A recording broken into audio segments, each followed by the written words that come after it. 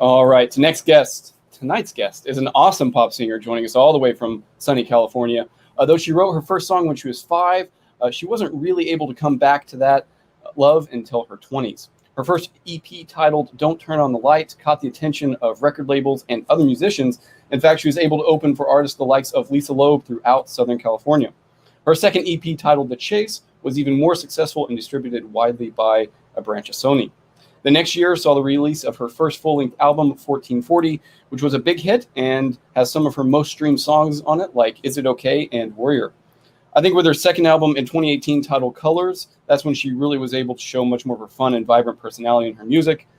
She has a Christmas EP, a couple of singles. She has had her music appear on networks like TLC, and she's been played on Sirius Radio. Lots of successful music already, and even more on the way, I hear. It is a pleasure to welcome to the show Danielle Taylor. How are you?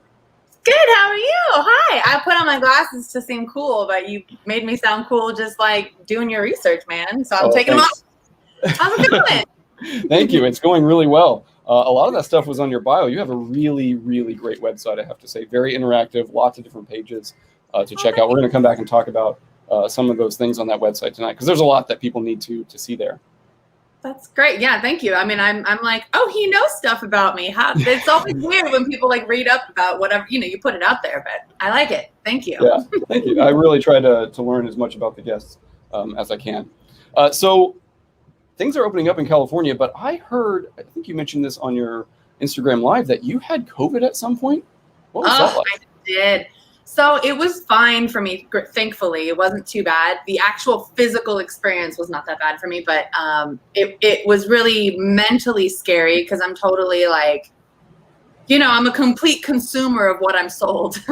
I try to use like logic in life, but I definitely and so I'm watching all these stories, and I was trying to escape from reality basically when I found out that I had it. And so I was online on Instagram and wherever, and people were talking about it everywhere. And like, it was all these death stories. And that is a piece of what has happened to, the world. But that's not the entirety of the picture. And that's all I could think about was like, is today the last day? Is today the last day? Is today the last day? So like for like really, it was like mostly for like the first 10 days, because I read that like after the 10th day, you're good to go, like it either gets worse or gets better.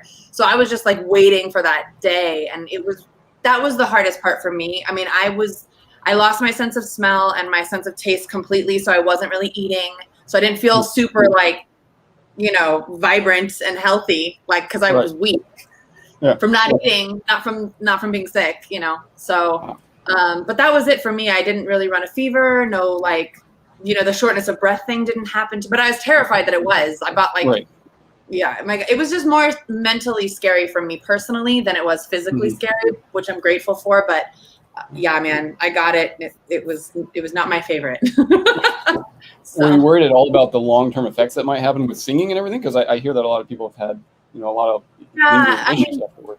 I heard that when you like, you have the shortness of breath thing, like your ability to sustain a long note or something sucks. But, I try to work out and stuff. And I mean, for me, it didn't really do too much. I think like, I don't know. I think some of this is mental. Like, I think, of course, it's physical. Of course, there are reactions. But I think a lot of times, like our minds are really powerful. And I think that maybe we talk ourselves into, having an issue that maybe isn't actually there for some of the stuff. And I know I certainly did that. Like, I thought every day that I was short of breath.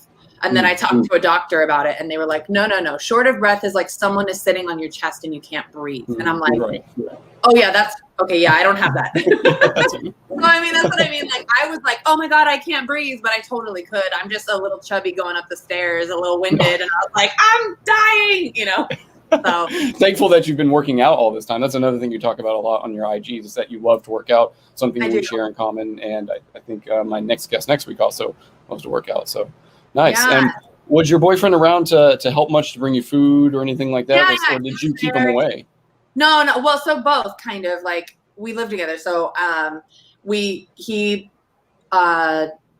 Yeah, he got it after me. He got it 17 days after I did. Same exact experience as me. And for the most part, I just, kept to myself, and I would hang out in the living room and like watch cartoons all day, and then fall asleep. That was my life for like a little while. And he would sometimes come watch cartoons with me, which is probably why he got sick.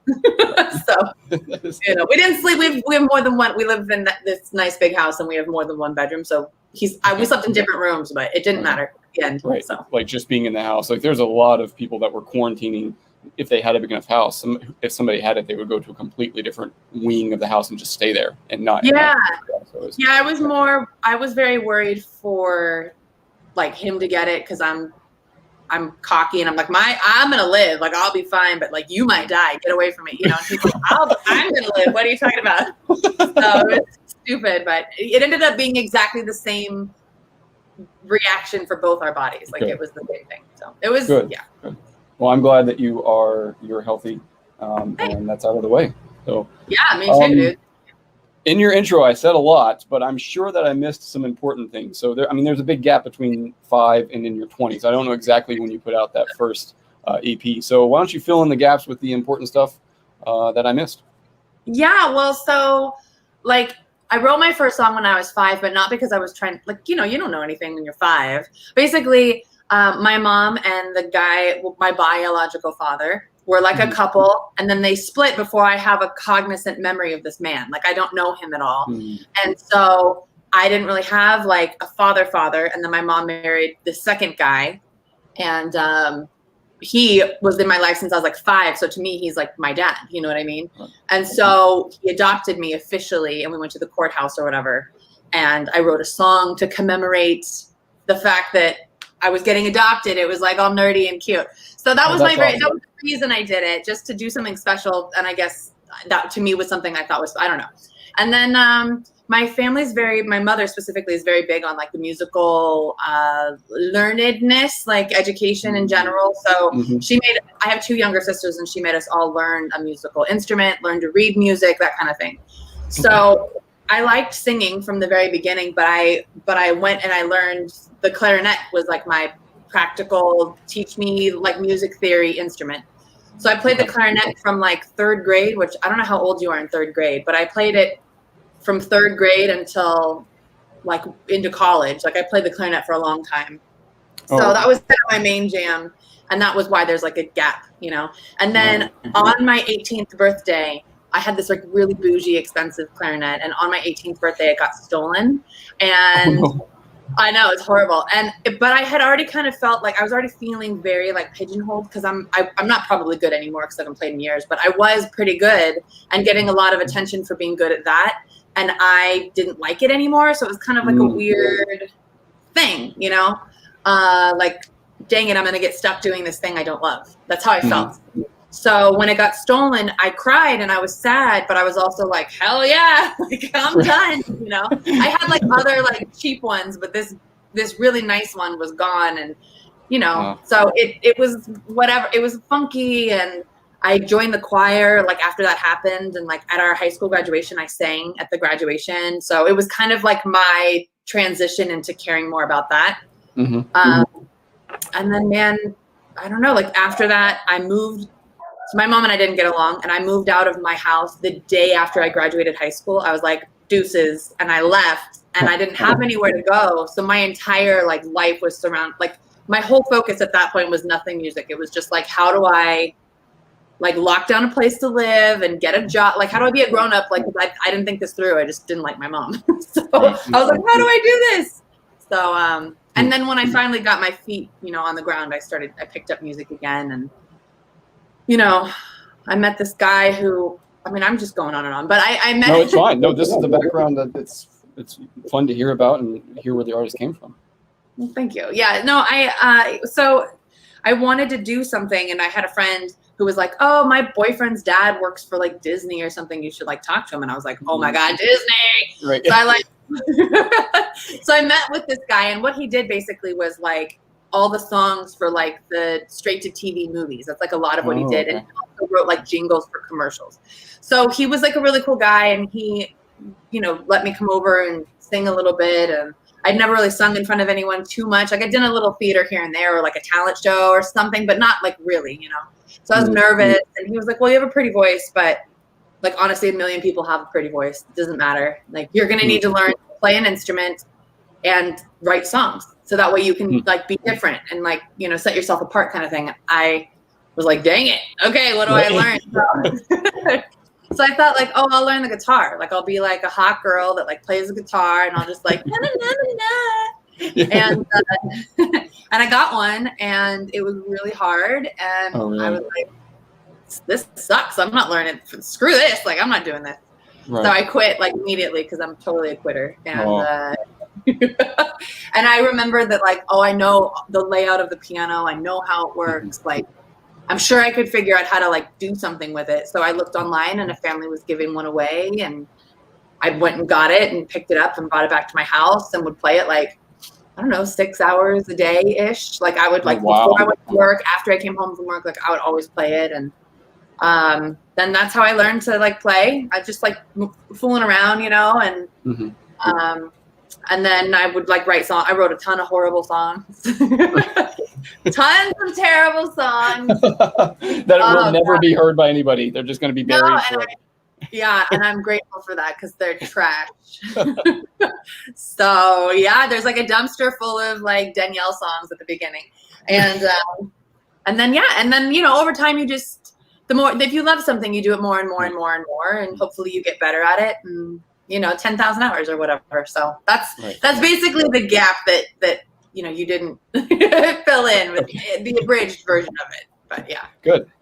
So you've been really humble about, you know, your piano skills, but for teaching yourself and just kind of, you know, watching videos and you know, going through that, you're pretty good at it. And I see that on Instagram, a lot of the times you'll play that. That's kind of your main instrument when you play shows too. So I think you're great at way better at the piano than I am. Oh, well, thanks. I'm just a silly drummer that doesn't know notes at all. Dude, I'm better than people who can't play for sure. Like, I'm way better. Yeah, when I see someone who can play, I'm like, don't talk to me. Like, I don't want to be around you because you fooled me.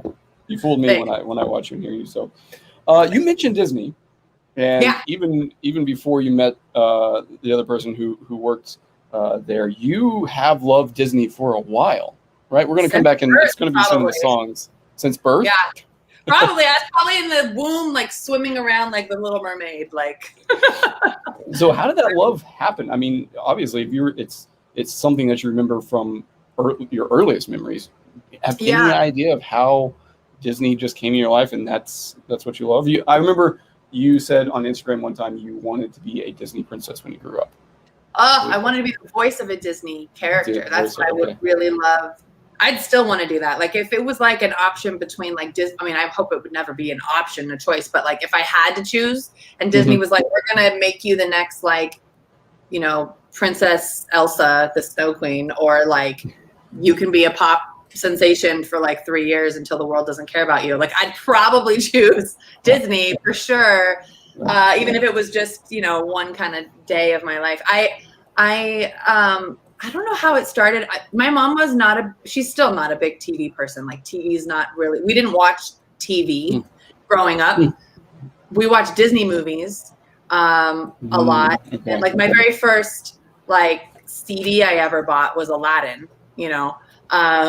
So like I really, really liked it. I remember I used to like sing with my friends and like my voice, I guess, I don't know how it works with like puberty, but my voice was too low to sing like the girl parts or something. And so like, I don't know. So like my friend would sing all the guy parts, all the girl parts, and I'd sing all the guy parts, and we would sing together all the time. I used to lock myself in the like bathroom at school and like make bubbles and blow bubbles in the, you know, like from the soap in the sink and like Little Mermaid echoes in the bathroom, like just nerdy stuff. And I think, you know, I don't know, it's probably just what I was exposed to. Like, I'm also a really big fan of like old music, like music from, I mean, of course I like classical music because I know that from like 16 to 17 years of just playing clarinet, but I love music from the 1940s and some of the 50s. And I think that also has to do with like, you know, what my radio would catch, like what I could get like on the, you know, FM or whatever. Like I got like K Earth 101 or what, like I just got like the oldies station. And back then the oldies weren't playing the 80s. They were playing like the 50s. Right. So, you know, so it's a little different, but I mean, that's what I was listening to, like the 40s and like the Lover, Do You, like Surfer Girl, kind of like that was like, you know, some of this, I don't even know. I think that's what the Beach Boys, maybe. I don't know. But yeah, just so I think just what you're exposed to, you kind of have an affinity for, maybe. And then for me, the kicker and the reason that I still enjoy it is because of the messaging. Like, I just really think that the best thing you can be in life is like a happy person. And most of the time when you're happy, you're kind and you're considerate and you're accepting of anybody, and, you know, whatever. And like all the good things you're supposed to be as a person go along with like Disney morals in terms of their stories. Like, I'm not talking about it as a business. I know there's some janky stuff in the background there, but just what they put forward, you know, as their messaging for children, generally speaking, is extremely empowering and reminiscent of like the things that we are taught when we're children and we kind of forget when we're adults. Like, you know, so that's a big part of why I really like it. And it's a constant, like, regular reminder of like hope and perseverance and kindness and just all that good stuff. And so, you know, that's why I still like it. So plus the music's always amazing. You know, right? Yeah, they always have great soundtracks. During the week, I started sharing songs from the soundtracks, and you still liking those posts. So yeah, they're good. They're so good. So yeah, and you chose, you know, several. I didn't want to post them all, but you chose a lot of good ones. Oh, thank you. Yeah. So how instrumental were your parents in helping you succeed? I mean, if you said that part of the reason you moved out was because you just weren't getting along with your mom, but were they positively supportive at all in your music journey? And the reason I bring that up is because in one of the songs that we're going to hear later at the end of this interview, you mentioned how you missed your parents, and I was kind of wondering where that came from. Well, so yes and no on the supportive front, right? Like my mom is probably like my mom's a tough lady, right? And I don't want to like speak ill of her because she's amazing, but she definitely, she is a young mom. She had me super young. So she was basically a child when she had me. And, you know, she had to sacrifice a lot of her life. I mean, I'm not a parent, but I assume that if you are a parent, you're sacrificing a lot of your life for your child, you know? And so I think she was a little resentful of that because of how young she was when she made that choice. And, you know, she was just kind of doing her best to be like tough love supportive, but what ended up happening was that she always had an acid tongue about everything. So it was just kind of like all the time, including music. So when I moved out, which is why I moved out, because we just butted heads, and you know, I'm stubborn myself, so like it wasn't great. But when I moved out, I love her, so I think I like made it like 2 months without talking to her, and then it was like every day again, like back to normal, you know. And when I wanted to do music, I was really like, I didn't know what I wanted to do exactly with my life. And I kind of felt a little bit like, oh my God, what direction should I go in?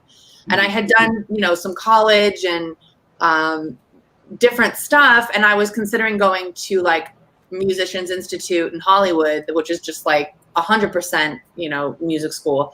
But it's not like a Juilliard music school. It's like a different kind of jam. So I was like, should I go? It's like $1 bajillion to go. I'll be in debt. Right. What do you think? And my mom's like, you've had a lifetime of music experience, like music knowledge. Like, you don't need that. You need to like get your feet wet. You need to form a band. You need to just do it. So in that sense, that's what I did. I took her advice. I trusted her, and I went out and I did that, you know? So in that sense, like, yeah, super supportive. That's great advice. That's her like being there and helping me out. But outside of that, everything else was really like, she would come to shows and like talk trash about my performance to people at the show, kind of thing. Really? Okay. Because I wasn't doing as well as what she knew I had like the potential to do. So I think it was her way of being like, this isn't good enough, because she's amazing, but like the way it came out just wasn't great.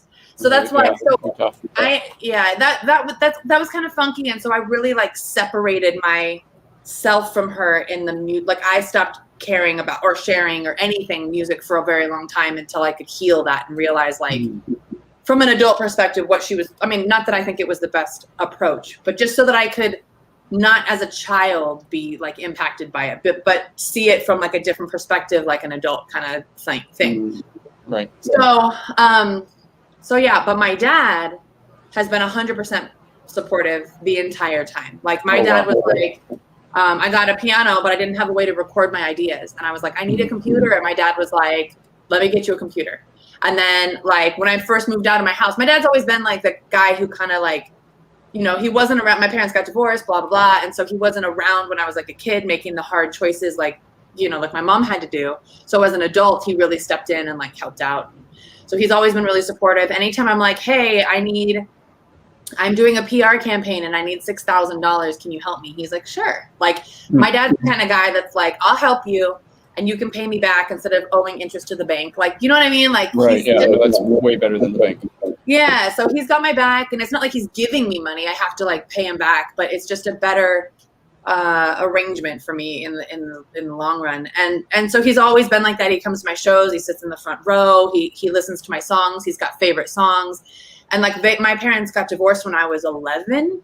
So then he moved out and like I only saw him once in a while. And I'm the only person that lives in Southern California. My family's, you know, like my dad's up in Northern California and my mom and sisters are in Washington. So it's like, I'm really far away from them. So when I, you know, to talk about the song you're referencing when I say I miss my mom and dad, like I normally don't speak that plainly in songs. And I was having like a moment where I was thinking about like, you know, just kind of what you have when you have it. And, you know, you don't always have those things. You think you're going to have them forever. You're naive and then you don't.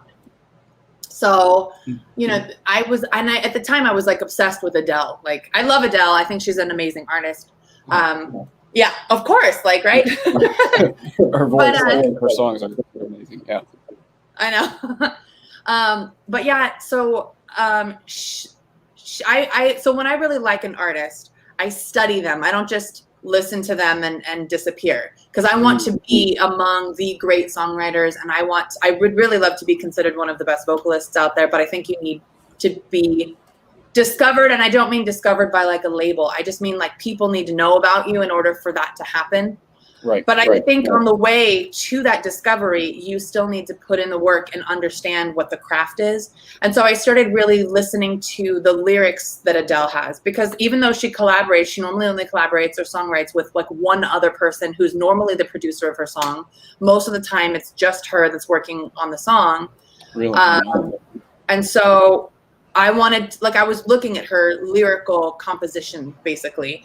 And she has a song where she talks about missing, like, I think it's Hometown Glory or whatever. She talks about missing like her friends or something super just plain. She didn't like doctor it up to try to make it like fancy. She just said what she said.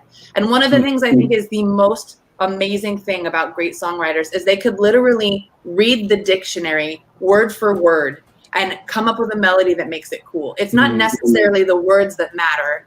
I mean, obviously the words matter, but it's just, it's all the things that matter. So you can be plain and you can be conversational in a song, which is what I did. I was like, I'm going to just say what I want to say here. Because when you go to songwriting classes or when you like, there are like songwriting competitions where songwriters will evaluate your stuff and they have to find something to say. Like, even if they think that this is the best song ever, you've paid to submit your song to this thing.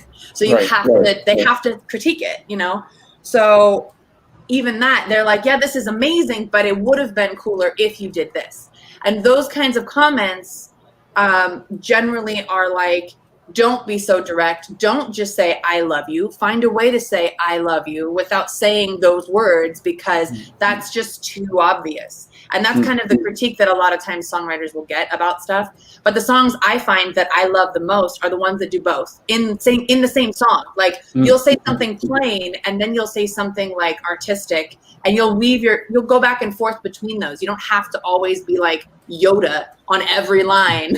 Like you could say something real, you know what I mean? And then like try to talk about like the imagery of the situation or whatever, you know what I mean? Right. So that's why I was in that space and I was thinking about like my life and who I love. And I'm really I love my family and I love my parents, and I'm jealous of my sisters that live closer that get to hang out all the time. Like I don't get to see my dad or my mom. Like I think the last time I saw my mom was in 2018, I think. So and my dad like before that. So it's like I don't see them very. I mean, I talk to them on the phone, but it's not the same. So right, it's not the same. Yeah. No. As we've So- learned with COVID, like it's helpful to be able Yeah. to see people and talk to them remotely, but it's not the same as being in person by any means. Right. So. Totally. Well, you mentioned one of your songs. Let's play another one. This is the one that I first heard from you that got me started on the Danielle Taylor bandwagon and fan club. I don't even remember how I heard it. It showed up on a playlist. It was like the empowering playlist that I had a few months ago, but I cannot remember who sent it to me directly. So why don't you give a brief description of this song while I get it queued up, and then I'll play it. Well, what's the song called? Oh, I'm sorry. Kingdom. I guess I should tell you that again. No, the song. Yeah. The song is Queendom. So a little snippet, and then we'll come back and talk about it more on the other side. Yeah, Queendom is a song I wrote a couple years ago, and I really loved the chorus of it specifically. I liked the play, the play on words, basically. Like I wanted to write a female empowerment song, just for fun, one that didn't like smash men, because I think men are the bomb. I love men, but I wanted to write a song like for chicks, like you don't need a man. I think it's good to not need someone. You should want someone, not need them. So this was the song, just trying to be like, hey, like I don't need a king to rule my queendom, yada, yada, yada. So that's like the beginnings of the song. All right. And here we go. Here is Queendom.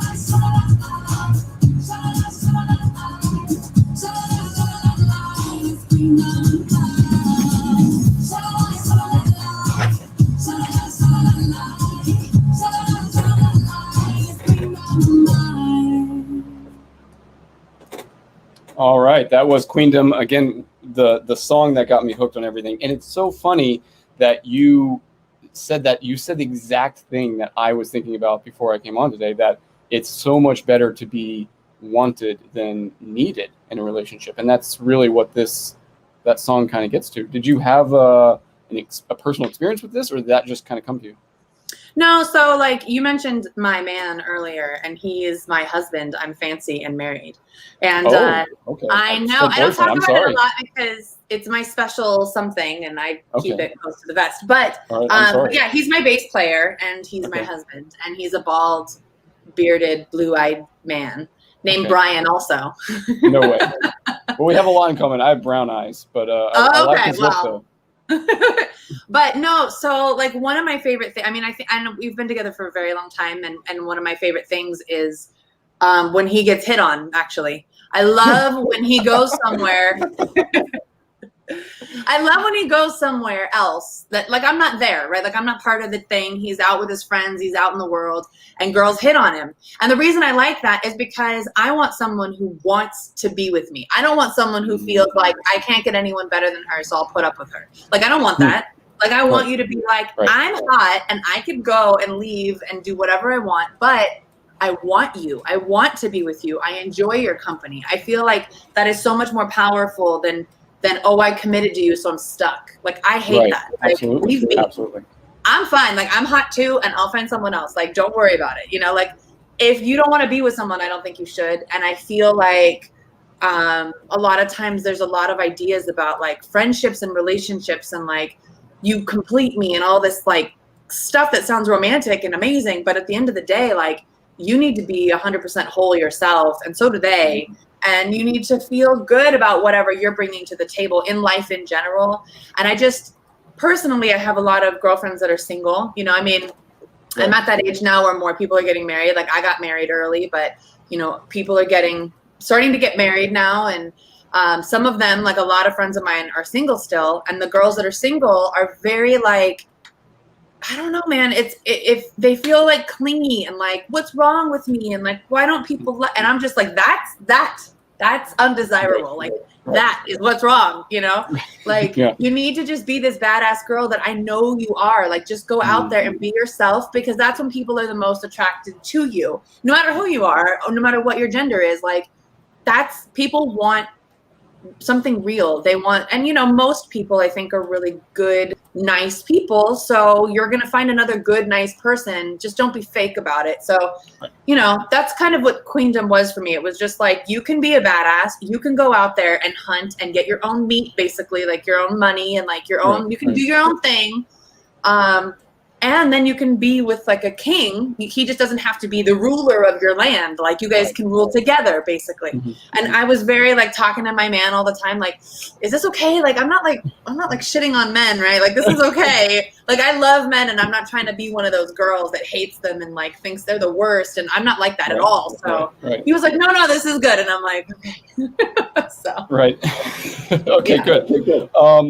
So was there a big switch between your EPs and albums? It felt like there was this change in tone from much more kind of, I was going to say love, uplifting, but that doesn't sound right. It just felt like it went much more kind of independent and be fierce on the albums than the EPs. Was there really a tone, or did I just fake that change?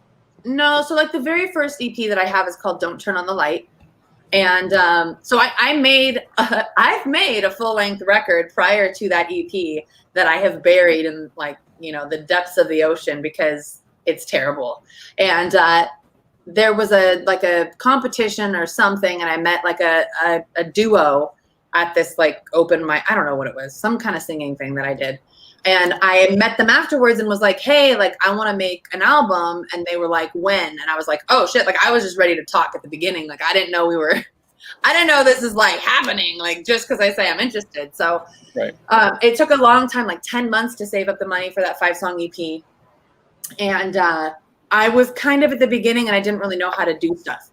You know, I didn't really know how to write a song. Like, so they were kind of guiding that process for me. And they would be like, you know, like I had a song on the first EP called Wanted. And that song was just trying to be clever. Like, I wasn't being authentic. I wasn't being real. I was just trying to be clever. So I was trying to say, like, you know, like, wanted like a criminal and wanted like a lady. Like, you want me, but I'm also wanted by the cops. Like, I was trying to make that happen somehow, you know? Okay. So yeah, I mean, I definitely was trying to figure out a good balance. So I learned how to write that way better, you know. And then I used that record when it was done to try to find new people to work with. You know what I mean? Right. And so what happened was I sat on that record for a really long time. I was really new. I didn't know how to do stuff. And I went online and found the guy I worked with on the subsequent like next series of songs, basically that you've heard. His name's Eric Talaba, and he had previously worked with Sarah Bareilles, who I think is amazing. Right. And so he was an engineer on one of her records, and so I hit him up and was like, "Hey, can you help me?" and that kind of thing. And he said yes. And what's it called? So I started working with him, and that is when, in my opinion, the sound changes. Like the game went up from the black album to the white album, basically. Okay. And so my stuff went up, and then I just started really experimenting, learning more about my voice, learning more about just everything about myself as an artist. And it was a very difficult process, that first EP. And the only reason it was an EP is because I didn't have enough money. Like, it's very expensive to work with very good people, you know? Oh yeah. I've heard how expensive it can get. Yeah. Yeah. So the better, the more experience they have, the more they can charge. That doesn't always make them the better option in terms of talent, but it is, their accolades allow them to charge $1 bajillion, right? So the very first EP I did was, a couple $1,000, like $5,000. And then the next one was when I did that album, that full-length album, it was like $30,000 all in when it was done. So it was a huge jump for me. And I'm always growing and learning and trying out new things and, that kind of stuff. So on the album, the first album I did, let me back up. On the EP I did, I came to the studio thinking I was an amazing singer. Okay. And thinking like, I'm going to be the best ever. Right. And he was like, cool, you're a great singer. Like, just taking it because I'm at the time, I'm a good singer, right? Like, I'm not a great singer. So he's like, cool. Okay. But when you get to the studio, Danielle, you're really going to need to bring it, kind of thing. And I'm like, okay, whatever, man, I'm going to bring it, So then I get to the studio, it's vocals day. He likes my songs. I go in there and I start singing, and he stops me while I'm singing. And he's like, what are you doing? And I'm like, I'm bringing it. I'm like, amazing. What do you mean? Here it is. Dude. So he's like, yeah, this isn't good enough. Like, you need to be belting songs. You can't just be singing them. These need energy. These need like power. You need to belt these. And I'm like, I don't know how to do that. All I know is how to be a pretty, pretty Disney princess singing girl. Like, I don't know how to do that. Like, what? So it was a very difficult process. And the very first song that I have ever belted on was Naked. It's called I Want to Get Naked is the song. And I wrote that song, and it sounds provocative on purpose because I was trying to be artistic with the idea of it. But the actual guts of that song are not about anything provocative. That song is about, I was watching some Josh Groban special, and he was working with a group of students in New York, songwriting, like music students. And he was telling them about performing and writing and all that stuff, and basically told them, you need to lay it all on the line, bare your soul on the stage, that kind of thing. And that's where this song came from. I was like, I want to get naked with you, as in I, the performer, want to get naked with you, the audience. And if I strip away all the pretense and all the garbage, like, are you still going to like what's there? So that's what the song was about for me. And I was nervous about singing the song, and we had to change the melody of the song and stuff like that. And I started belting it out, and he was like, this is awesome. And I was like, this sounds ugly. Like, I just hated it. I was like, he's like, this is like Adele territory. Not that you sound like Adele, but the strength of her voice. Like, this is that space. You've got this in you. And I was like, no, it's ugly. He's like, trust me. And I was like, okay, I'll trust you. And people loved it. And I learned about, like, it was kind of like a doorway opened inside of my physical vocal ability that I had no idea was there. So then I started wanting to protect that, learn about it, protect it. So I started taking voice lessons and learning a lot more about it and developing it and strengthening it. So then the next album You know, I have a single that came after that, and then there was an album, and everything on that album is me belting, basically. I'm belting all over that thing because it was like a brand new power that I had, and I was like, I'm going to use it. And that's Colors, right? That's the album you're talking about? No, that one's the 1441. 14, okay, 14. Oh, yeah, yes, so okay. belting. And then Colors came, and I was like more focused on the audience's experience, like the listener's experience while they were enjoying that album, as opposed to like, look what I can do, you know, because I kind of settled into what I'm able to do and didn't care about showing it off so much anymore. I cared more about like, what's the groove of this song? Where are you gonna be when you're listening to this? If you're driving in the car, like, how's it gonna feel? Are you gonna have the windows down? Like, I was thinking more about like that kind of stuff.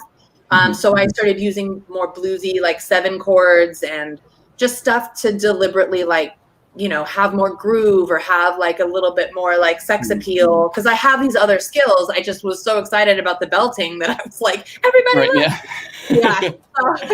Which made it so hard to perform too, because you're just having to throw it all on the line like all the time. And I was like, I need to write some easy songs. Like, what am I doing? It could be very exhausting by the end of it. Yeah. So that's Colors. Colors was just showing my colors, showing all the different little sides of me, the attitude-y sides and the emotional sides and all that stuff. So yeah.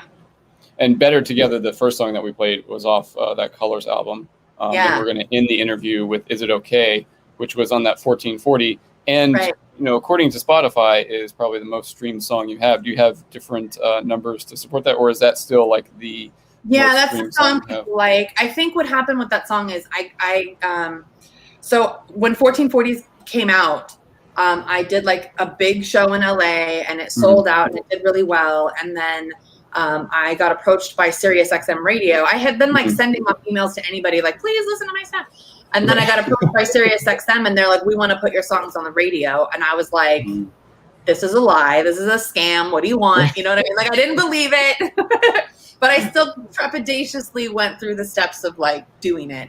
And I sent them some songs. I did not send them this song. I did not send them Is It Okay? But they chose it because they heard something in it. And being on Sirius XM blew it up. Like, people were like, oh my God, this song is amazing. I cry all the time to this song. And I liked this song because so I'm a pretty happy person and I don't write a ton of ballads. And when I do, they're pretty like, you know, introspective and they have a lot of emotion in them. And Is It Okay is a song that's basically saying, I'm a happy person, but is it okay if like for just a second I fall apart? Like, if I'm not always okay, like, is that all right? Because I think for me, like in my family, I'm the happy girl. I'm the one people come to when they're like, I just needed like a breath of fresh air. And it's like, what if that air is like musty and like the window needs to be open? Like, I need to let something go too. You know what I mean? Right. So that's what that song was. Yeah. But it did really well. It resonated with people. I'm grateful and, you know, all that stuff. So good. Well, why don't we play it now since we're talking about it, and then we'll come back and we'll wrap up with how people can find you on your website and everything else. So let's play Is It Okay now? Okay, great. Yeah, I love it.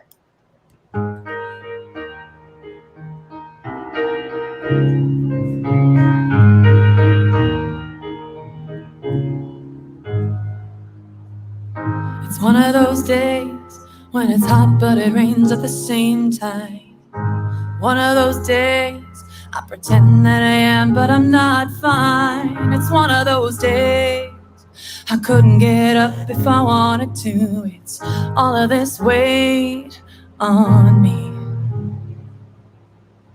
It's one of those days I look in the mirror, I don't know myself. One of those days I just wanna disappear. It's one of those days when I wanna give up, give in to impossible. I tried to be the hero, but I ended up the fool. Is it okay if I fall apart? Okay, don't bounce back. I'll be okay. I just need a minute to be by myself.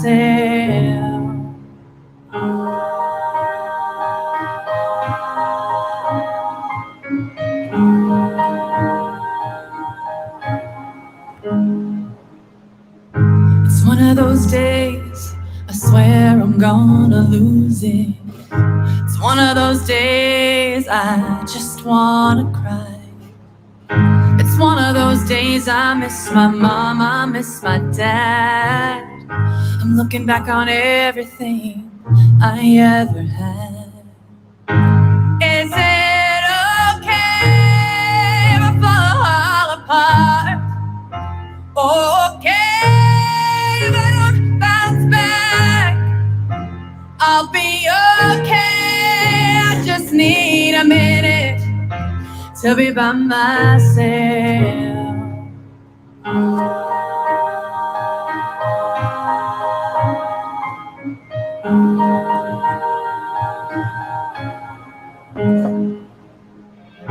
Sometimes it feels better all alone. Sometimes it feels better locked away from the world, safe in my home.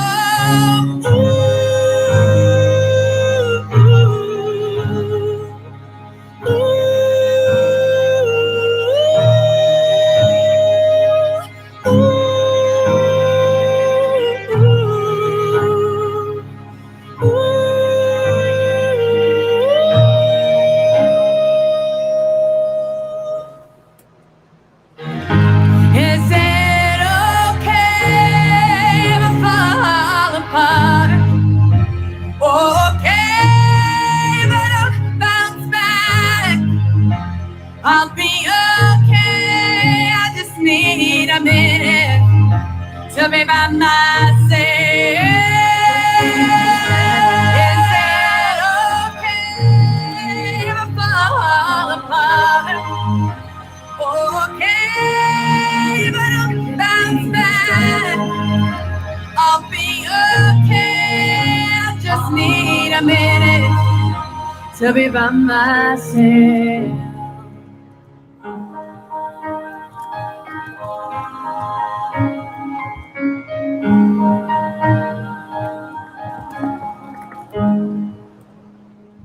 It's one of those days. It's hot, but it rains at the same time. It's one of those days I pretend I am, but I'm not fine.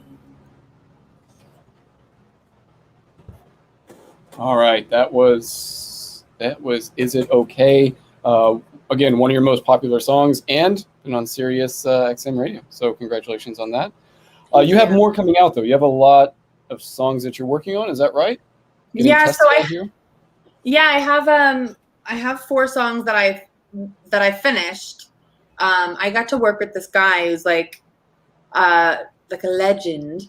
His name is Jim Scott, and he works on a lot of really great music, and he's done so forever. He worked on the almost every Chili Pepper album ever. He worked on Tom Petty's Wildflowers. He's worked with, what's the guy's name? Johnny Cash. Like, the guy has been around for a very long time. I think he's like late 60s, early 70s. And yeah, man. So I was able to talk to him through the Pandy and share with him some of my music. And he is a really nice guy and was like, yeah, let's get together. And so we did, and we recorded 4 songs. And I'm actually in the process of working with a record label right now to do something that's called testing, which I didn't even know was a thing. But basically, you test the songs to see if people will listen for at least 15 seconds. If you can hold someone's attention for at least 15 seconds, the song is worth putting money into, basically. Wow, I did not know that. I know, I didn't know that either. So that's what I'm doing. I'm in the process of doing. And if they test well, we'll decide what order to release them in and that kind of thing. There's only 4 of them. Again, the more accolades you have, the more expensive you are. So I could only afford to do 4. Right. But I'm really proud of them, and they sound really warm, and I'm gonna put them on an EP altogether. However they release, whatever the strategy is, blah blah blah. Eventually, it will be a 4-song EP. The EP is called Real because it just sounds real. It doesn't sound produced. It doesn't sound like, like beefed up with like all these things. It just sounds warm and inviting and real, and that's what I wanted. So Yeah, that's what I have. And I have more, on the way and stuff, but that's what's already done. And it's just a matter of like strategizing, blah, blah, blah. The boring part of like music is the marketing and the strategy and all that junk. But that part's important so that your money's not wasted, Right. Yeah. You got to make sure you release it in the right way. Maybe some music videos coming up. Yeah, I really, really, really want to do some. I actually have an idea for a music video on a song where I want to do, like Corona commercials. Like I want to do something like a not Corona virus, but like right, the Corona, yeah, just like a chill, like on the beach, some kind of something video. I want to do something like that. I think it'd be fun. So we'll see. But yeah. All right, great. So before we go to the top of the hour, so at 7:00 there will be my time. There will be a station identification, and then we're going to switch over to the playlist. Probably talk about some of your favorite songs briefly on the other side. Are you okay with 5 more minutes after 7:00 to talk about some of your favorite hits? Really quick? I mean, it's not 7 for me, so yeah. Right. It's early there. Yeah. But really quick before we get into that, how can people find you, interact with you? Again, I mentioned your website is super interactive, but you have the Llama Club. Patreon, Tuesdays Lives. You're on Clubhouse. That's how I really started talking with you a lot on Clubhouse. So tell us how we can find more of you. Yeah, so my website is my favorite place for people to find me because it's the constant. Like I'm not always on everything all the time, and it will feed, like you'll find your favorite platform on my website, whichever one you like to listen, whichever social you like to use, you'll find them all there. My website is just my name, Danielle Taylor, and then what I do, music. So DanielleTaylorMusic.com, that's my website, and it's got all the goodies there. And the Llama Club is cool. I think that's the best kind of club for people who are like local to me, honestly. And then Patreon is a really good option for people that aren't near me. And Patreon is just Patreon/Danielle Taylor Music. Everything is Danielle Taylor Music. That's the jam. So okay. All right, awesome. And then the Llama Club, tell us more about why that is particularly good for people local to you versus Patreon. Well, so what does the Llama Club get something? Yeah. Well, the Llama Club is for people that want discounts on merchandise from my store, discounts on tickets, behind the scenes experiences. Like if I open for another large touring artist, my Llama Club is the first one to get invited for backstage things, and they get to come for free for that. I mean, obviously, if they buy a ticket to the show, but they get a discount on the ticket to the show, and then they get to come backstage for free and see what it's like backstage for those. I put on shows normally at least twice a year that are like where I headline, and they're bigger shows and stuff, and they get to be part of that. They can come backstage, come to the green room, hang out with the band. So that's basically what that is. And then sometimes I put on shows. Again, it's very show heavy, this club benefits, but I put on shows, and sometimes I only do them for my club. Like it's only for the people in the club. So and the club's not expensive. It's $10 a month. So in the months or the time where I'm not super active, it helps in supporting me. But then when I am super active, you get like insane discounts on stuff that would otherwise cost a lot more money. So it's really great for local people. And then Patreon's really good for people who are like in another state. Like I have people who are patrons who are in like Australia, for example. And that one will give you an exclusive song every single month. I do an acapella song and some artwork, and it's only $3 a month for the top level. It's not a huge, like, it is support for me, but it's not like insane because you're just getting a song a month, but it's really fun. So that's what that is. I love Patreon. So I have a Patreon account as well, and people who sign up for that can see this live stream that we're doing. We have some people have popped in and out watching it. They can ask you questions. So I encourage everybody to sign up for Danielle Taylor's Patreon first, and then if you want, sign up for yours. No. So 2 minutes left. Live shows coming up in the Cali area. So that's all on my tour page on my website. I have tons and tons of different shows coming up, and I'm excited that touring is back, and I'm looking at doing another really big show. I did a survey of my fans, and apparently we're doing it outside because that's where people feel comfortable. So we're going to do like a big show outside. I'm just trying to figure out the logistics and exactly what city to do it in and that kind of stuff. But yeah, man, definitely. Just if you want to know, just go to my tour page on my website. It's like DanielleTaylorMusic.com/tour. So. And great photos on there too. Do you have a photographer that has come and done all of this? Somebody that you really trust and like? No, I mean I did work with a photographer, but on my photos page, it's just different people, different times, different stuff. And I'm really good at Photoshop myself. So well, you did a great job on whatever you did on that website. So thank you. Thank you so much. I want to make sure I get to say thank you for coming on before we come back to talk about the music and some of your favorite childhood hits. I'm going to go quiet for just probably about a minute, and then after the station identification, then Danielle will be on here for a few more minutes just to talk about favorite childhood hits. I bet there's probably a Disney song in there. I would suspect, yeah, there's probably going to be a good one. So thank you everybody for listening. Again, stay here. We will come back after 7 o'clock, and we will get to hear a lot of music.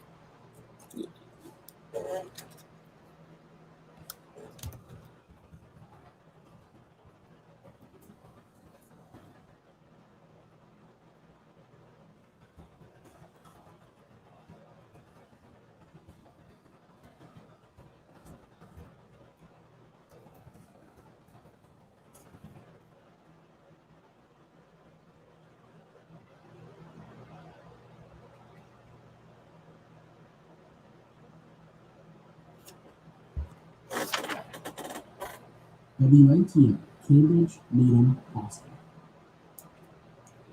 All right. So, favorite childhood hits. You sent 3 to me. Do you want to stick with those for your favorite childhood hits, your top 3? Oh, yeah, sure. I don't know. I mean, I don't know. I like everything. So, yeah, I would say, what did I say? What did I tell you? So, Dave Matthews was on there. Oh, yeah, I love the Dave Matthews Band. Oh, my God. Yeah, I would lose my mind if I met him.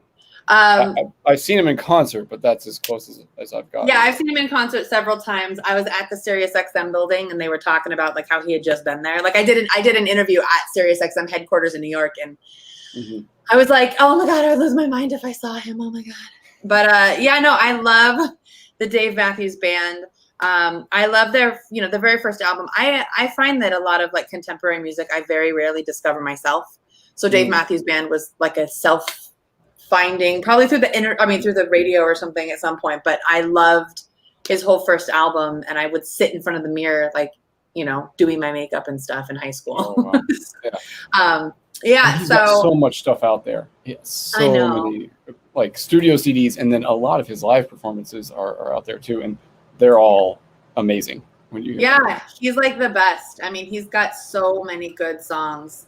I think I told you like The Proudest Monkey was one of my favorite ones. Did I say that one?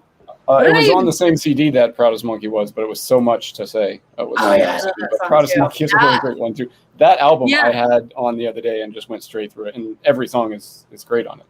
Yeah, it's gold. That album is so good, and he's so talented. It's insane. Like I watch these people, I've seen him do a couple live streams during the pandy, and like he's phenomenal. Like that's one of the things that's really cool about the guitar is it's also rhythmic, so it's not just like a string instrument. Like it can be melodical, but it's also very, bang bang, chugga chugga, so you can fill in a lot of like emptiness. Whereas the piano, like, unless you want to sound like ragtime, you don't always like fill it in. Yeah. It's a little funky, but yeah, I love the Dave. Yeah. For the Disney song, I'm wondering if you remember yet which one you sent me. We talked about this movie already. Yeah, I know it's Aladdin, and it's probably like A Whole New World or something. That's right. It's A Whole New World. So that was. I love that song. I loved that song because I thought it was so like just cinematic and sweeping, and like that was one of the songs that like I had to sing the dude's part because I couldn't sound like Jasmine when I was like little. Stupid. Yeah. So. That's so cool. Yeah, I just honestly, Aladdin holds a special like space in my heart because my mom was a single mom, because she was in and out of marriages and whatever, and so she had 3 kids, single mom, working, relatively poor. We would have like scrambled eggs for dinner, and she'd try to jazz them up, that kind of thing. So I know that life. That's a life. Yeah. So at some point there was some stability, and I think probably when she was with my dad, two incomes are better than one. So when she was with my dad, we would have pizza night on Friday nights. We would always go to the mall. and get Sparrow's pizza from the mall, just a boring cheese. And we would bring it home and we would watch Aladdin literally every single Friday night. So I have this memory of like cheese pizza and Aladdin, and it's like a big part of like comfort for me and home and like safety and all that stuff. So that's probably why, even though The Little Mermaid was my favorite and Cinderella's my favorite princess, that movie, just something about it, man. I don't know. So nice. All right. Yeah. Well, thank you so much for going even the extra hour. It was really amazing getting to know you, hearing your story, and having you on the show. I hope everybody goes and checks you out and hears more music. And I can't wait for the new stuff too. Yeah, I'm excited. I'm nervous to share the new stuff because it's completely different, but I'm excited. So, and thank you. You're so nice. Thanks for asking me to be on here. And your whole studio looks so cool. You're all cool with your like headphones and your glasses and your beard and your microphone. Thank you. I do like the beard a lot. And it's really cool to be here. It's way better than the podcast setup I had. So yeah, no, it looks totally legit and cool. And I'm like in my bedroom. I'm in my office, my studio office, but it's not quite the same. You look legit, man. Thank you. If you're ever in the Boston area and you want to stop by the studio, I will make sure that I save some time for you. Hopefully, you start touring in the Boston area. That would be incredible. I would love to. Yeah, I want to. I'm trying. I'm actually talking to some tour managers right now, seeing how to make that happen. But you never know. But yeah, and my grandparents live in Groton anyway, so I need to come up there. Yeah. I know where that is. Hey. Yeah. Great. Yeah, it's like tick country. That's where it is. It is pretty much in the country here, but anything outside of I-95 here is considered the country, I think, to people. Yeah, I love Boston. I love the East Coast, and I like green and weather and people and blah, blah, blah, blah, blah. Nice. All right. Hope to have you up here soon. Again, everyone, Danielle Taylor, find her music, check out her website, do all of that stuff. Great to see you, and I hope you have a wonderful rest of your day in California. Thank you. I hope you have a great weekend. Thanks for having me again. I appreciate it. Thank you so much. Bye. All right.